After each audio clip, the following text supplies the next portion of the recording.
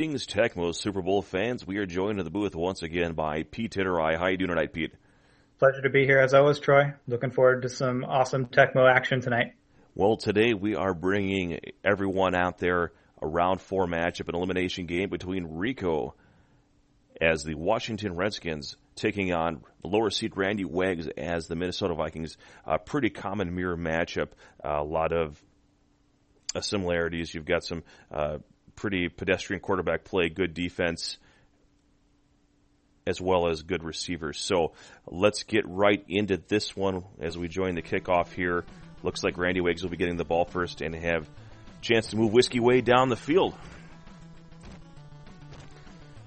Carter out to the 15, to the 20, makes a nice juke out to the 25, to the 30, down just short of the 30 to the 29-yard line. First down, Randywags, 4:17 in the first quarter, single back nice formation. Return there with the Vikings, put himself in good position. Tries the media burn route there with pass 2 and just nothing doing. Daryl Green on defense for Rico. Looks like a called run 1, loss of 2, third down and 12 coming up here for Rico. Another single back formation, this time going with Mayhew. A run 3 is called. Herschel Walker is the starting running back. And now we have a fumble recovered by the Redskins, so Rico takes over here. He's up a possession just past the 50-yard line. Pro set formation here. Millard on defense looks to be a dive play. Does popcorn the lead blocker, but Rico's able to bounce it outside for a 3-yard gain. Nice play there by Rico.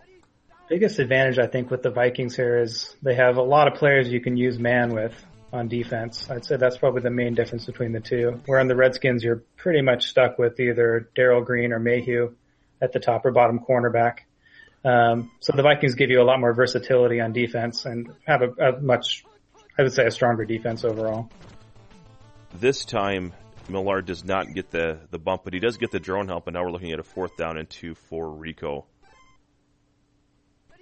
Single back formation, going with Millard this time, and getting caught in a run, and this time Rippin hangs onto the ball out near the 25-yard line, first down. Moving the chains is Rico, 2:21 remaining, and now we have a pass 4 coming here with the Red Gun Z formation. Scott Studwell on defense, looks like it's called. Yeah, a little surprised to see him go with Studwell there. Usually people go with Merriweather, the top linebacker. Has a little bit better interceptions, a 31, which is, pretty good for a linebacker. So he makes a pretty good nickelback in those situations. Biner up the middle to the 10, to the 5, and into the end zone. Touchdown, Washington Redskins. Ernest Biner getting it done early here for Rico, taking advantage of the Randywags turnover from Herschel Walker. And the score is 6-0, extra point incoming. As you said, these teams are quite similar. One subtle difference is the Vikings' defensive versatility. I'd say the other difference is the Redskins' running game is quite a bit better. Biner has a top speed of 50, which is faster than anyone on the Vikings. And they also have a backup running back, Bryant, I believe, with a top speed of 44. Another fumble on the play. There was a good return out to the 18 and is immediately taken down after the onside recovery. And now we have a first down and 10 at the 18-yard line for Randywags. Back to run 3, which was working before the fumble happened, 5 yards. And I think that's something that Rico is willing to give up all day long, a 5-yard play. Single back formation again. Back to Green. We have a called pass 1 to the running back. Incomplete, third down and 5 coming up for Randywags. So important play here. Looks like we have a weak side open run. The bump works, and now we have the dive and decision time here for Randywags. And he goes. I think you got to punt it in this situation. It's too early to be panicking and going for it. So I think he's making the right call here. Good punt to about the 13-yard line. Gerald Riggs on the return. Getting some good yardage here. Popcorn's a defender out past the 25-yard line as the first quarter expires with the score 7-0. Rico in control here at the start of the second quarter. Looks like we have a called pass to Rico. Eats it immediately to minimize the loss on the play. Did not want to throw that pass up against Daryl Green. Yeah. Second down at 16, pro set formation. going with Browner this time. Another dive play. So now we see Bryant getting a little involved. It's quite an advantage to be able to use a two-back offense. It really opens up the playbook. So it's one nice thing about being the Redskins in this matchup. And now we have a Merriweather sighting, and was able to defeat the lead blocker. So Biner unable to free up Merriweather from Bryant there, and now nice defensive series there for Randywags. And now AC trying his shot at a return, gets out past the 15. 3:40 remaining in the second quarter, and now Randywags can breathe a little bit here and just try to take some time off the clock and try to get a score here before the half ends. That's why you punt it away. Especially when you're the Vikings, you got to trust your defense, trust your ability to get the ball back, and you see what it looks like when that all goes right for you. You punt it 3 and out, you get the ball right back, and you're back in action here, only down 1 score. Not sure what the delay is at this particular point. We're witnessing this in essentially accelerated real time, where this is the amount of time that passed, but what we don't see is any lag that may have happened, so they may have felt like the game was lagging. Well, we've got a minute here. What are your thoughts on using, I believe it's Humphreys versus Rippon? You get a little bit less pass control, but 1 notch of speed when you're the Redskins. Do you ever swap out Rippon since he's so statuesque back there? So the one thing of having a little more pass control, generally speaking, you have to tell me what the interception ratings of the Vikings defenders are. Yeah, so it's pretty much Browner's a 69 and Lee is a 50. The other two are quite low. So the top cornerback's 44 and the free safety's 38. So it's really just Browner you have to be most concerned about. So if you have a 50 and then with Humphreys having a 38 ball control, you would get possibly in the average condition be able to be jump picked by those 2 defenders. So you have to be careful about that because you could look like, it's one thing just to jump and deflect it, but actually be able to snatch that out of the air, that would certainly be a liability. But you do have that mobility factor. You'd be a 13 maximum speed. So yeah, I mean, if you're careful with the ball, I actually like putting in the backup quarterback with a 13 speed. It just gives you a little bit more flexibility on your offense to pick up those 3 or 4 yard gains on a pass play where everyone's covered. Particularly when you have good deep threat, you can draw your opponent way down the field to cover a deep ball to Gary Clark and then pick up 8 or 10 yards on the ground. Whereas with Rippon, it's tough. Plus you get on a called play, you're really in a tough position. Tough to get a ball away for a time JJ on a called play when you're under center. Yeah, absolutely. There's definitely not one right answer to this. So let's hope that this game gets moving here quickly. Might be a rain delay. Well, I had one of those happen Saturday night. They call the local sports team in town, and it looks like things are going on here. That game actually was delayed for lightning and then called. And now we have Martin Mayhew on defense here and on a pass 3. Really good coverage here, and so is Whiskey Wade going to throw it up? He is going to go turn on the AC. And it is caught, and now he has the out tap. Dodging one defender, out taps another. Extra zigzags to burn some time and into the end zone. So this is how the Vikings score touchdowns, is throwing it up to Anthony Carter. Whiskey Wade delivers and ties the game 7-7, assuming this extra point, which is good. Yeah, great execution, great tapping there by Randy, and we got ourselves a tie ball game. And there's really not much that Rico could have done there. I mean, if he was positioned in front, there's actually a nice bracket coverage there, and it was just perfectly placed. So it's really hard to tell when you can't see what's happening on the other end of the field, exactly where that receiver is ending up. So offset I formation here, Rutland on defense, good blocking ahead, and it closes down in a hurry all of a sudden. But first down yardage there. Now we see single back formation, this time going with Fullington. So not a whole lot of speed here for Fullington, but enough to just bottle up back-to-back 10-yard gains here. Plenty of time for Rico to get down the field and make something happen, get points before the end of the half. This time again with Rutland. Back-to-back 10-yard plus gains here on the ground, and now going with the pass 4. And it seems to like Studwell on that play. And now going underneath, looks like to Ricky Sanders. Ricky Sanders completes out to the 40 and out at the 37-yard line. First down and 10. Rico 1:17 remaining the second quarter. Back to pass 4. And Studwell again, and this time it's called.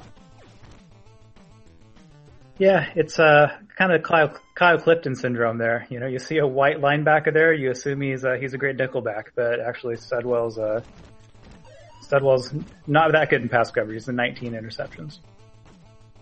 Nice patience there, and that's where the difference between Studwell and Millard. Millard would have made that speed correction there and gotten in the path of that pass.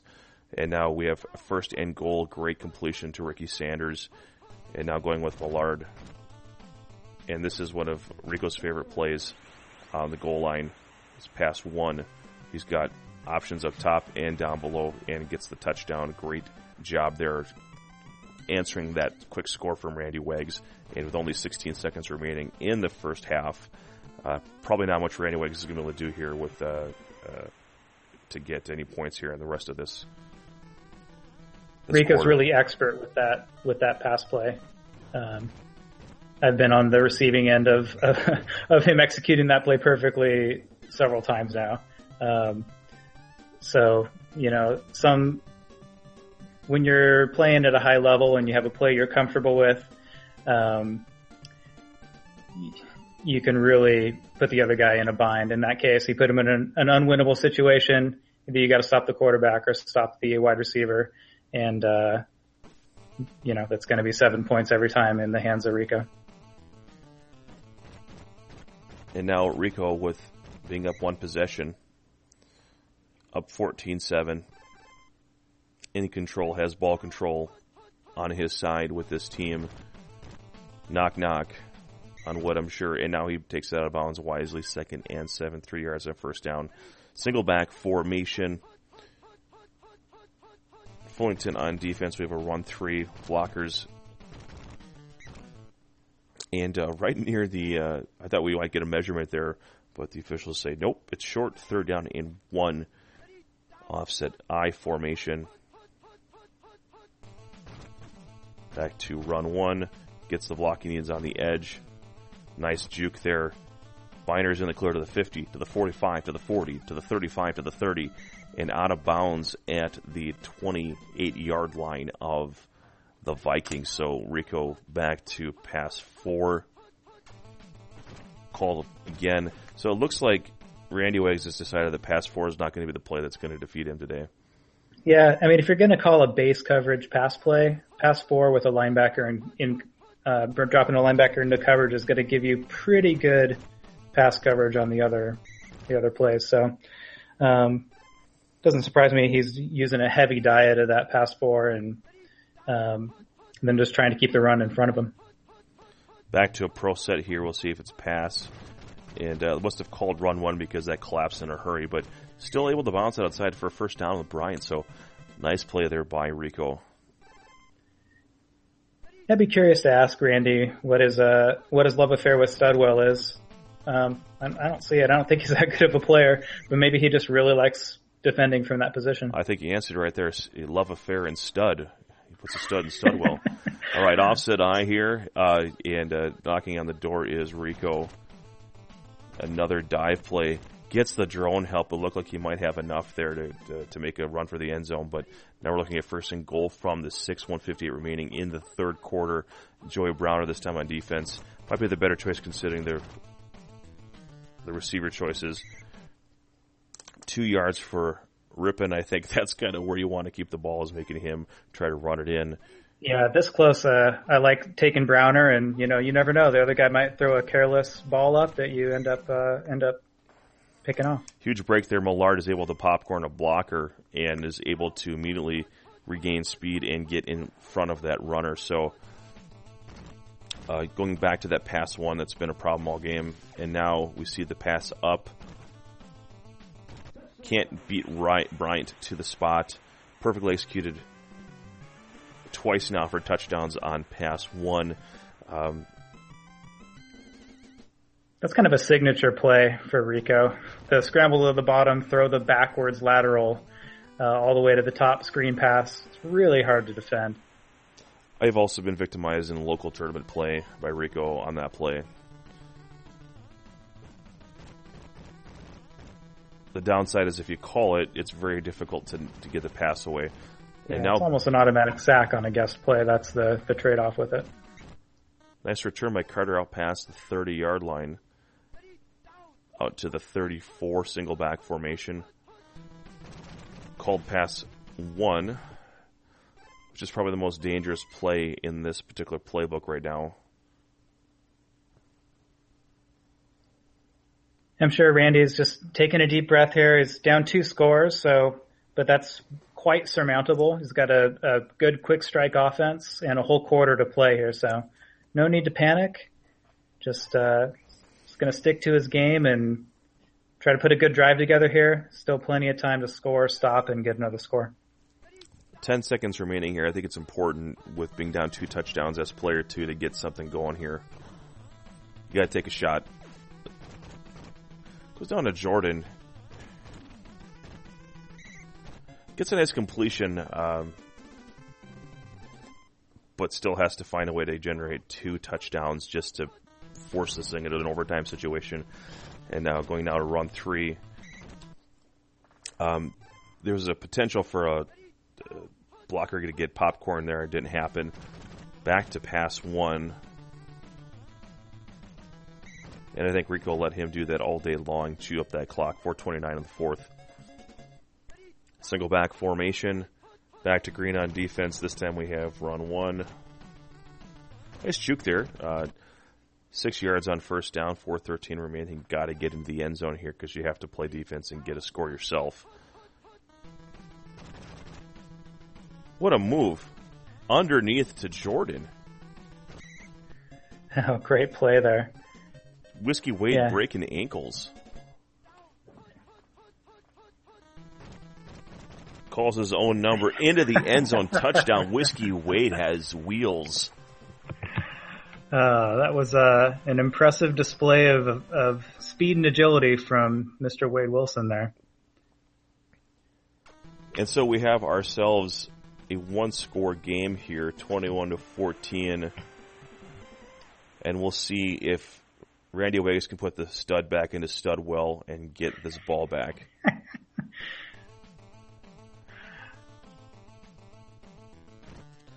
Or maybe Rico will throw a lame duck up to Millard. Oh. Huh? I need a sound effect for that, a little rim shot action. First down and 10 for Rico, pro set formation. And we see pass 3 here. The challenge is the location of the tight end and then the running back 2. That's where the play typically gets stretched defensively for man defenders. And wisely, Rico just takes the 5 yards. Yeah, dangerous to try to throw over Browner's head there. He made the right decision. And now we have a fumble. I don't know if that was Studwell or Millard that got to him, but lucked out there. 3rd down and 5. Rico dodges a bullet there. Back to pro set.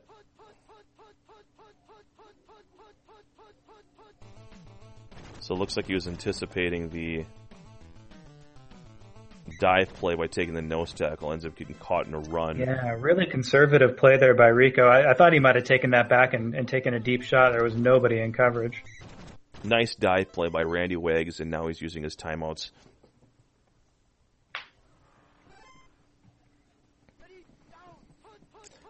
This is a sign of high-level play when you can effectively use dive tackles in situations where you bait the player in, and he did just that.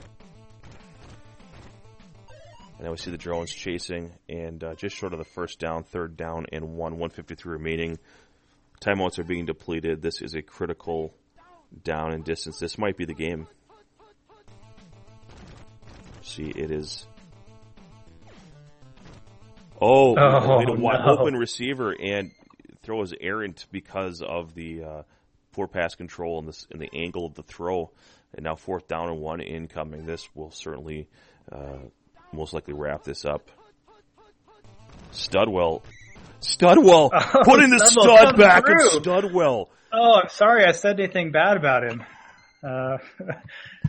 Good job, Studwell. Don't come find me and beat me up. If he somehow finds a way to pull this game out, give that guy the game ball, putting it on the line. And now we see 1st down and 10 here inside the 35-yard line. Pass 4 is called. And now Whiskey Wade wants to score without putting enough time for Rico to take any shots down the field. 2nd down and 5, single back formation. Martin Mayhew, looks like we have a burn route to the top. Carter completes. Waste time. And into the end zone. What a sequence. Dramatic turn of events there. Wow. From Rippon missing a wide open, stock still receiver, to all of a sudden we got a tie ball game. 48 seconds remaining. There are fast receivers on the Redskins who can get down the field in a hurry. The one thing is that Randywags does appear to have the tapping advantage if he decides to rush with Merriweather or Millard. It'll be interesting to see if he decides to lay back in coverage or rush the throw. And so 80 yards to go with 20 seconds remaining. Single back formation. And it's called pass 2. Completed to Sanders, 7 seconds remaining. Time for one more play here. Let's see if he drops Browner back into coverage here or goes for a rush. Or takes Scott Studwell. This hasn't failed him yet. And this might be an early throw to Sanders. Maybe not. Oh, Sanders got down there in a hurry. What do I know? Well, it's overtime, baby. Free football. You wanted high-level play here. You got it. And now Randywags wins the toss, receives. Overtime, loser leaves town. This is what it's all about. We'll see if Randy can capitalize on the good fortune of winning the toss there. The only negative thing is they stopped serving beer after the 3rd quarter, and it looks like we have some conditions here that I don't believe they change after the 4th quarter. They stay where they were. Correct me if I'm wrong, if anyone has proof of that. Rocker this time had some success knocking down the blocker. This time has knocked down himself. 2nd down and 5. And you and I have played against that play multiple times, and you seem to have some success with it. I seem to be on the bad end of that. It's a very high variance choice if you try to bump that blocker. Oh, wide open. To Jordan. Cross the field. Whiskey Wade just short of the 30-yard line, and now he's in scoring position for a Fuad Reves. Yeah, he caught Rico cheating up on the short pass there and burned him deep. Rocker this time does get free, but is unable to finish that tackle, but the drone does cause a fumble. But luckily for Randywags, who riskily has been carrying the ball now, 2 fumbles by Herschel Walker in this game. Goes out of bounds. And now Walker in the middle of the field, very dangerous here, is tackled for a 1st down, just short of the 20-yard line. He's probably keeping both tiny 8-bit hands on the ball now after that last play. Let's hope. And now Martin Mayhew on defense, and now we have Herschel Walker. Some blockers out for another 1st down just past the 11-yard line. And I think our co-commentator here may have a live family emergency in the midst of all this drama. Dangerous pass, almost gave away the barn there.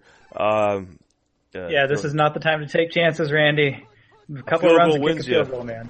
A dab will do you, as they say. And now it's 3rd down and 9. And I think you're close enough to just double tap this thing in. I don't think you can get enough pressure. Run 3 here and then a field goal. And or you could just score a touchdown, which he does. Great blocking there. Herschel Walker redeeming himself after forgetting to wipe his hands after eating buttered popcorn.